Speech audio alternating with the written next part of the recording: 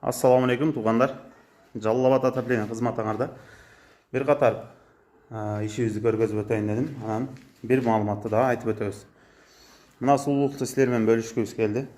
Иншалла көргөнүңөрдөй кээ бир жерлерге окшоп бияктан бияка өсүп чыккан же бул жагы бияка өсүп чыккан эмес.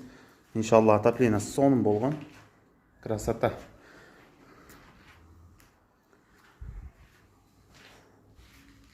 Бұл жердің квадраты 40 квадрат. Біз 42 батарейканы ушул капталган сонун орнотуп бердик. Бұл неге астынан эле турба кетти десеңер, буга автомат котел коюлат. Умный котел. Бұл умный котел токсуз иштебейт. Токсуз иштебегенден кийин буга ток менен иштей турган системанын кереги жок. Токсуз иштей турган системанын кереги жок.